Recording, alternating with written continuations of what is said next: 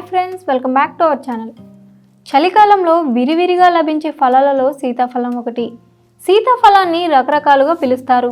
సీతాఫలం అమృత ఫలాన్ని తలపించే సీతాఫలాన్నే కస్టర్డ్ యాపిల్ అని, షుగర్ యాపిల్ అని పిలుస్తారు. పచ్చి సీతాఫలం తినడానికి పనికిరాదు. ఈ ఫలాన్ని రసం రూపంలో కాకుండా నేరుగా తినడమే మంచిది. ఎందుకంటే గుజ్జు నోటిలోని జీర్ణరసాలను పెంచుతుంది. దాని వలన జీర్ణక్రియ వేగవంతమవుతుంది. బాగా పండిన తర్వాత మాత్రమే తినడానికి వీలవుతుంది. సీతాఫలం చుట్టూ కళ్ళులాగా బెరడు లాంటి పదార్థం ఉంటుంది. పండిన సీతాఫలంపై ఈ కళ్ళను విడదీస్తే లోపల ఒక్కొక్క గింజ చుట్టూ తెల్లటి గుజ్జు మధురంగా ఉంటుంది. కాలానుగుణంగా ఉత్పత్తి అయ్యే పండ్లలో ఒక్కొక్క పండుకి ఒక్కొక్క ప్రాధాన్యత ఉంటుంది. ఏ పండు అయినా శరీరానికి క్యాలరీలతో పాటు తగిన మోతాదులో మాంసకృతులను సైతం అందించగలవు. అయితే సీతాఫలం మాత్రం ఇందుకు భిన్నమైనదనక తప్పదు. ఆహార పదార్థంగా ఆకలిని తీర్చడం మాత్రమే కాక ఆరోగ్యాన్ని పెంచే ఔషధ గుణాలు ఇందులో దాగి ఉన్నాయంటే ఆశ్చర్యం కలగక మానదు. సీతాఫలం ఆకు మొదలుకుని గుజ్జు తిన్న తర్వాత పారవేసే గింజల వరకు ఆరోగ్యానికి ఎంతో మేలు చేస్తాయి. ఒక్క మాటలో చెప్పాలంటే ఈ పండులోని ప్రతి భాగం ఔషధం అనే చెప్పక తప్పదు.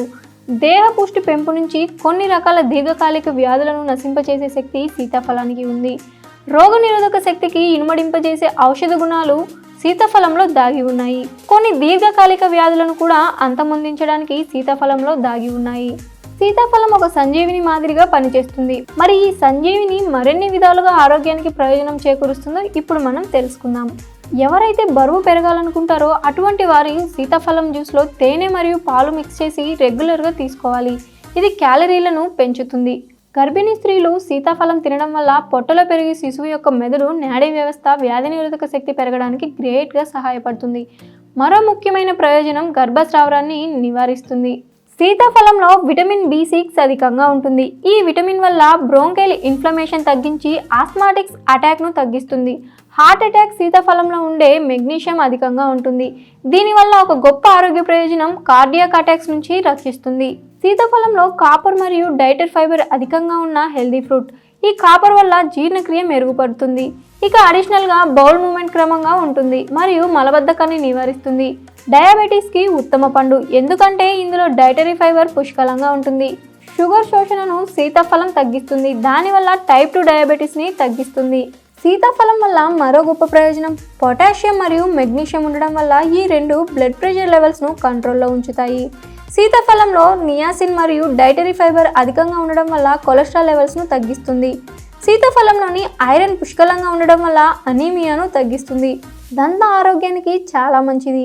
దంతాల నొప్పి మరియు దంతక్షయాన్ని నివారించడానికి సీతాఫలం గ్రేట్గా సహాయపడుతుంది. సీతాఫలంలో రైబోఫ్లేవిన్ మరియు విటమిన్ C అధికంగా ఉన్నాయి. ఇది కళ్ళు ఆరోగ్యానికి చాలా మంచిది. ఫ్రీ రాడికల్స్ను నివారించి మంచి కంటి చూపును అందిస్తుంది. ఆర్థరైటిస్ నివారించవచ్చు. మరో ముఖ్యమైన ఆరోగ్య ప్రయోజనం ఇందులో మెగ్నీషియం వల్ల శరీరంలో వాటర్ను బ్యాలెన్స్ చేయడానికి సహాయపడుతుంది. దానివల్ల జాయింట్ పెయిన్స్ను నివారిస్తుంది. మార్నింగ్ సిక్నెస్ను నివారిస్తుంది. సీతాఫలం చాలా గొప్పగా ఆరోగ్య ప్రయోజనాలను అందిస్తుంది.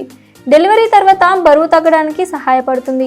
మరి ముఖ్యంగా మార్నింగ్ సిక్నెస్ను నివారిస్తుంది. ఇది అలసటను మరియు ఆకలి కోరికలను నివారిస్తుంది. క్యాన్సర్ను దూరం చేస్తుంది. స్కిన్ అలర్జీని నివారిస్తుంది మరియు స్కిన్ క్యాన్సర్ రాకుండా ఎదుర్కొంటుంది. సో ఫ్రెండ్స్, చూసారు కదా సీతాఫలంలో ఎన్ని గొప్ప ప్రయోజనాలు దాగున్నాయో. ఇంకెందుకు ఆలస్యం, ఈ సీతాఫలాన్ని తిని మీ ఆరోగ్యం పెంపొందించుకోండి.